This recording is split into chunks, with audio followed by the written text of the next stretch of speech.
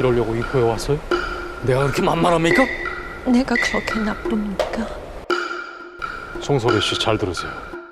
이번 알리바이는요, 차돌처럼 단단해야 할 겁니다.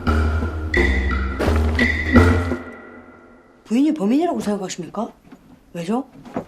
침입 흔적과 도난 물품과 결박한이 없어서? 정면에서 충동적으로 찔렀으니까 명식범에 의한 원한관계 살인으로 보여서? 김신영 씨, 죄송합니다. 라는 말로 영상 시작하겠습니다. 결론부터 말하자면 썸네일은 어그로이며 김신영 씨의 캐스팅은 작품 자체의 메시지를 일축하는 힌트로서 작동합니다. 김신영 씨라는 존재 자체가 작품이 하고 싶은 말을 대변한다는 뜻입니다. 왜냐고요? 김신영 씨는 꼿꼿해요. 난 그게 설의 씨에 관해서 많은 걸 말해준다고 생각합니다. 김신영 씨 캐스팅의 반대 입장에 서신 분들이 가지고 있는 명분은 너무나도 확실합니다. 연기력이 부족하다.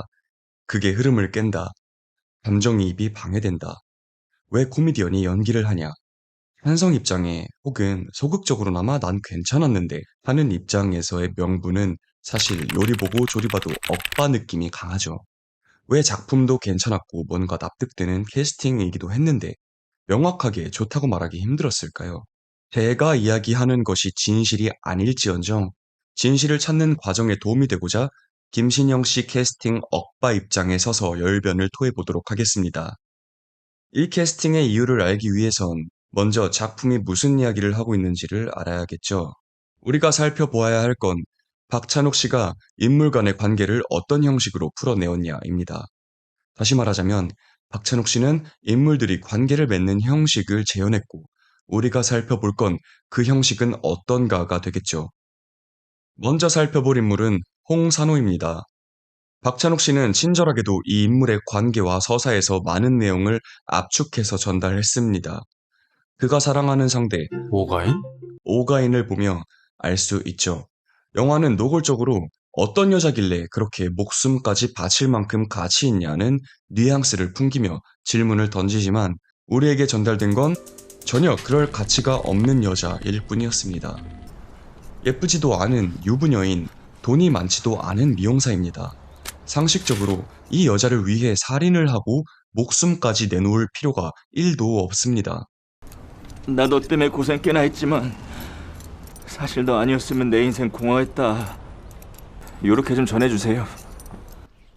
작중 혜주는 이 장면에서 처음이자 마지막으로 욕을 합니다.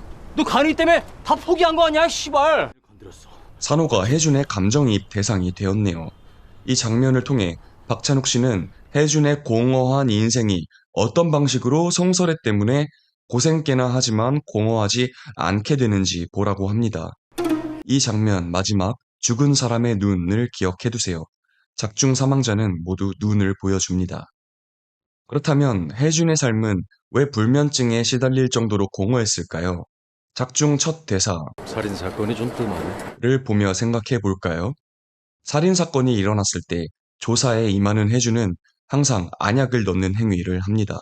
이 씬들을 통해 혜주는 살인사건 그 자체를 쫓는 게 아니라 감각적인 무언가를 쫓는다라고 이야기해 볼 수 있겠습니다. 이를 강조하기 위해 또 이에 대비되게 사망자의 눈을 보여주죠. 즉 혜주는 무감각한 삶이 죽은 상태와 같이 느껴지기 때문에 공허하다고 여기고 있는 것이겠군요. 살인사건에서 혜주는 눈에 안약을 넣으며 본다는 감각을 쫓을 뿐만이 아니라 직접 그 감각을 느껴보기 위해 등산을 해보기도 하고 왜 굳이 일로 올라가요? 죽은 사람이 간 길이고 우리 경찰이니까. 위스키를 맛보기도 합니다. 소지품마다 이니셜을 새긴다. 소유욕. 이 씬에서 소유욕이란 키워드를 통해 감각의 반대 지점에 욕망이 있다는 점을 시사합니다. 맨날 잠복 근무하니까 잠이 부족하잖아요. 잠복해서 잠 부족이 아니라 잠이 안 와서 잠복하는 거야. 3년 전에 좀 잡지 그랬어요. 혜주는 잠복 수사를 할 만큼 일에 열정 있는, 그러니까 욕망과 이해관계를 쫓는 인물이 아니라 감각적인 무언가가 없기 때문에 내몰려진 것이겠군요. 다시 말하자면 혜주는 살인사건 그 자체를 쫓는 변태 사이코패스가 아니라 살인사건이 아니면 감각할 일이 없는 공허한 남자라는 뜻이겠군요. 그는 왜 이렇게 무감각하며 공허할까요? 이는 정한과의 관계에서 살펴보도록 해보죠. 정한의 첫 대사, 걔 이거라 나 닮았어. 이를 보면 더욱 이 작품이 감각에 대한 이야기를 하고 있다라는 것에 가능성을 실을 수 있게 됩니다. 바로 정한과의 섹스씬을 보죠. 가장 감각적이어야 할 섹스가 섹스리스 부분을 피하기 위하여 고혈압이나 심장병에 좋다고들 하잖아. 최근 연구 보니까 인지능력 향상에도 그렇게 좋다네. 해야 하는 이해관계를 따라간 섹스가 되었습니다. 작중 정한이 유일하게 감각적인 모습을 보여줄 때는 혜준의 담배 냄새를 맡는 씬뿐입니다. 이 감각은 관계를 좋게 해야 할 이유가 아니라 관계가 나빠질 이유가 되겠죠. 폈어. 다시 말하자면 정한이 감각적인 때는 혜준을 탓하고 싶을 때뿐이다. 이미 그와의 관계는 작중 불륜상대 이주임에게 나 좋은 여자야를 보여주기 위함이었다. 어떤가요? 정한은 이미 헤어질 결심이 된 상태이지 않나요? 그리하여 담배도 안 피고 불면증도 없는 매주 관계할 수 있는 상대가 생긴 정한은 당연하다시피 떠나가게 됩니다. 이제 헤어질 결심이란 말을 뜯어본 후 혜준과 설애와의 관계를 살펴볼 건데요. 애초에 헤어지려면 어떤 상태가 선행되어야 하죠? 사귀어야 하죠. 여러분은 앞서 살펴본 정한과의 관계가 사귀는 사이로 보이시나요? 정한이 혜준을 대하는 방식은 그 정도의 차이가 있을지언정 설애가 기도수와 이모신을 대하는 형식과 똑같습니다. 본인 안위를 지키기 위한 이해관계가 가치관의 제1순위에 세팅되어 있죠. 아, 이건 사귀는 게 아니겠군요. 그렇다면 사귈 결심은 작중 어떻게 표현되었나를 알아봐야겠습니다. 형사로서의 혜준은 끝까지 설애를 의심했지만 남자로서의 혜준은 그녀를 놓아줍니다. 이 장면은 통합되어 있던 두 사람이 분리되는 과정입니다. 높은데 무섭다면서요. 설애는 다시 통합을 시도하며 우리 일이라 하죠. 우리 일을 그렇게 말하지 말아요. 작품은 계속 우리 일? 우리를 강조합니다. 우리가 해야지. 우리? 상대가 거짓임을 안 해주는 우리 일을 이야기함에도 본인이 행했던 일들만 이야기할 수밖에 없게 됩니다. 우리 일 무슨 일이야? 내가 당신 집 앞에서 밤마다 서성인 일이요? 당신 숨소리를 들으면서 깊이 잠든 일이요? 당신을 끌어안고 행복하다고 속삭인 일이요? 혜준은 정한과도 우리이고 수환과도 우리이지만 사귄다고 여기지 않습니다. 나를 버리고 상대와 함께하는 새로운 나가 아니니까요. 설애도 지금 혜준에게 범죄를 저질러 혜준을 이용한 상태인 나를 버리지 않았습니다. 하여 그들은 진짜 우리가 아닌 상태이죠. 무감각한 가짜 우리들의 환멸이 난 혜준은 사귈 결심을 하게 됩니다. 나는요.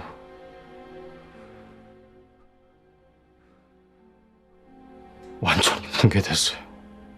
자부심 있는 경찰로서의 혜준이란 이해관계를 붕괴시키고 저 폰은 바다에 버려요. 아무도 못 찾게 해요. 설애와 이해관계를 공유하는 새로운 내가 생겼다라는 선언입니다. 그리하여 설애는 이 말을 계속 돌려들으며 나한테 사랑한다고 하는 당신 목소리요. 라 이야기하게 되는 것입니다. 그렇다면 혜준은 어떻게 설애와 사귈 결심을 할 수 있었을까요? 먼저 잠복수사 씬들을 살펴보며 알 수 있는데요. 삶이 무감각한 혜준은 잠복수사 대상에 감정이입을 합니다. 그리고 감각들을 느끼며 잠까지 잘 수 있게 되죠. Good morning. 바로 둘의 첫 대면 씬을 살펴보겠습니다. 여기선 설애를 중국인 배우로 캐스팅한 이유까지 설명드릴 수 있겠습니다. 제가 했어요. 한국말, 영어 못 알아듣길래. 바디 랭귀지와 번역기, 어색한 정극 말투들을 통해 단이란 한국 사람이에요. 우리는 그녀의 모든 말에 감각적으로 집중하게 됩니다. 그렇지 않고선 잘 알아듣기 힘들죠. 이는 작중 혜준의 감정이입하기 편하게끔 박찬욱 씨가 마련해둔 감각의 통로이겠죠. 내용과 형식의 일치라는 녀석입니다. 이제 혜준은 정한이 제안한 초밥 같은 거 사 먹자니까. 를 설애와 행하는데요. 여기선 제 뇌피셜이지만 바다를 좋아한다는 설애를 위해 섬을 뜻하는 시마스시를 시킨 게 아닌가 합니다. 아무튼 여기서 둘은 아무렇지도 않게 당연하다는 듯 뒷정리를 해야 한다는 이해관계를 일치시켜 마치 통합된 사람들처럼 함께 재밌게 테이블을 정리합니다. 감각을 통합하고 공유하며 둘이 한 사람이 되려면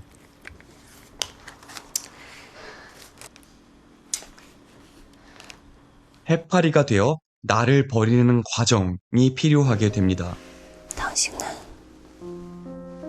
해파리예요. 눈도 고무도 없어요.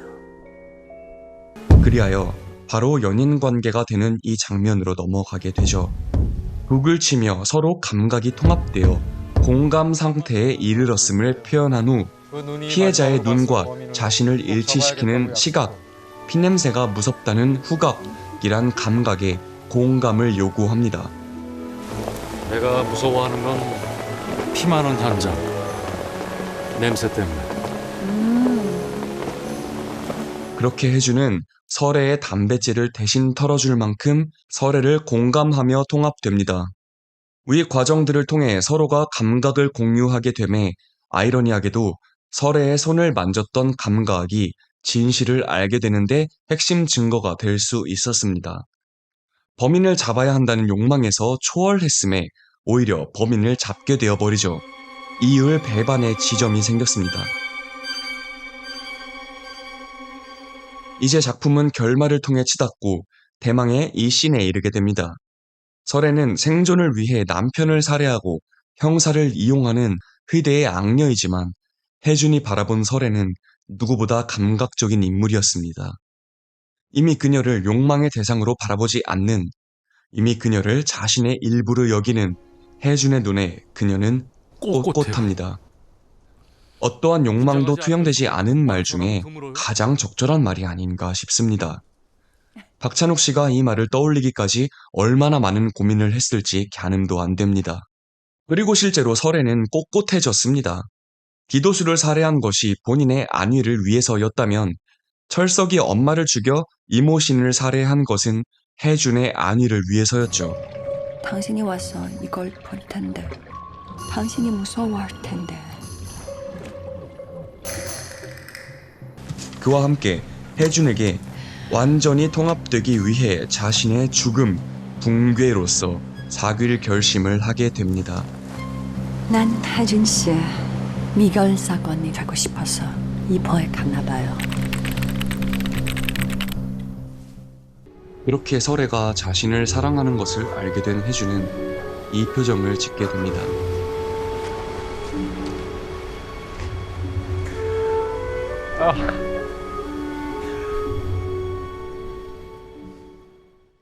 헤어짐 뒤엔 만남이 있는 법이겠죠. 누군가를 만나려면 헤어져야 하고요. 각종 혜준과 설애의 헤어질 결심의 대상은 본인 스스로였겠군요. 어떤가요? 여기까지 왔으면 고작 도망가는 자라 몇 마리 더 잡겠다고 고군분투하는 김신영 씨가 욕망과 이해관계에서 완전히 초월한 인물처럼 보이시나요? 혹은 스스로와 헤어질 결심을 해야만 자신의 역할을 수행할 수 있는 배우들의 열연 사이에서 혼자 코미디언이라는 스스로와 헤어지지 못한 김신영 씨의 무감각한 연기에 일종의 불쾌감이 드는 상황은 혜준과 설애가 무감각한 관계들 속에서 얼마나 공허했을지를 이해하는 장치가 되진 않을까요? 감각함에 비로소 이해관계를 공유할 수 있다는 이야기는 예술이 전달하고자 하는 목적과 그 맥락이 같습니다. 우리의 좋다, 나쁘다라는 비평의식은 감각에 의해서 생기는 것이니까요. 추울 때 안아주는 연인의 행위는 당신과 통합됐음에 감각을 공유하고 공감하기 때문에 추움이란 나쁨을 없애주고 싶기에 행하는 것과 같은 이야기입니다. 예술도 마찬가지로 감각을 통해서 전달하는 비평의식이라 할 수 있겠습니다. 오늘 준비할 해설은 여기까지입니다. 디테일하게 살펴보고 싶은 것들도 많았습니다만 맥락상 너무 산으로 빠지는 것들이 많기도 하고 메시지를 알고 다시 보면 너무나도 재밌고 쩌는 영화이기에 여러분의 재미를 위하여 핵심적인 이야기들만 다뤄보게 되었습니다. 기회가 된다면 다음 영상에서 한번 다뤄보도록 하겠습니다. 감사합니다. 감추어